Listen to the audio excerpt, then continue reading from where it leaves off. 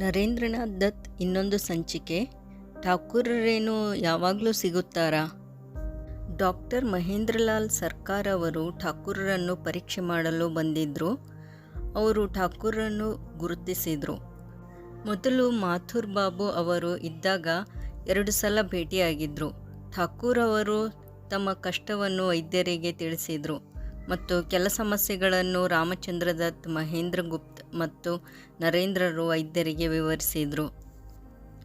ನಾನು ಔಷಧಿಯನ್ನು ಕೊಡುತ್ತಿದ್ದೇನೆ, ಆದರೆ ರೋಗಿಗೆ ತುಂಬ ಹುಷಾರಾಗಿ ಇರಬೇಕಾಗುತ್ತೆ. ಔಷಧಿ ತೆಗೆದುಕೊಳ್ಳುವಲ್ಲಿ ಮತ್ತು ಪಥ್ಯದಲ್ಲಿ ತಪ್ಪು ಆಗಬಾರ್ದು. ಪ್ರತಿದಿನ ರೋಗಿಯ ಬಗ್ಗೆ ವಿವರಿಸಲು ಯಾರಾದರೂ ಬರಬೇಕು ಮತ್ತು ನನ್ನ ನಿರ್ದೇಶಗಳನ್ನು ರೋಗಿಯವರೆಗೂ ಮುಟ್ಟಿಸಬೇಕು. ಆಯಿತು ಡಾಕ್ಟರ್ ಸಾಬ್, ನರೇಂದ್ರ ಕೇಳಿದ. ಆದರೆ ಈ ರೋಗಕ್ಕೆ ನಿಮ್ಮ ನಿಧಾನವೇನು? ನೀನು ಈ ಸಮಸ್ಯೆಯಲ್ಲಿ ಬೀಳಬೇಡ, ವೈದ್ಯರು ನಕ್ಕು ಹೇಳಿದರು.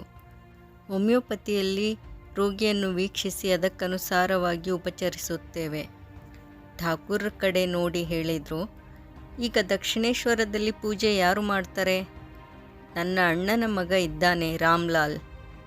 ಮತ್ತು ನೀವು? ನಾನೀಗ ಪೆನ್ಷನ್ ಮೇಲೆ ಇದ್ದೇನೆ.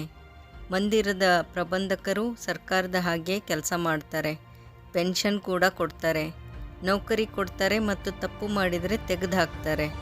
ಅವಶ್ಯಕತೆ ಇದ್ದರೆ ಕೆಲವೊಬ್ಬರನ್ನು ಮಂದಿರದ ಒಳಗೆ ನಿಷೇಧ ಕೂಡ ಮಾಡ್ತಾರೆ, ಹದ್ದು ಮತ್ತು ಹಾಜರಾನ ಮಾಡಿದ ಹಾಗೆ. ಆಯಿತು. ವೈದ್ಯರು ಹೊರಡಲು ಎದ್ದು ನಿಂತರು.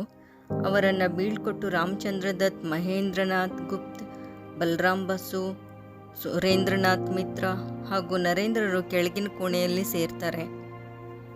ರಾಮಚಂದ್ರ ದತ್ ಹೇಳಿದರು, ಒಬ್ಬ ವ್ಯಕ್ತಿ ಠಾಕೂರರ ಹತ್ತಿರ 24 ಗಂಟೆ ಇರಬೇಕು.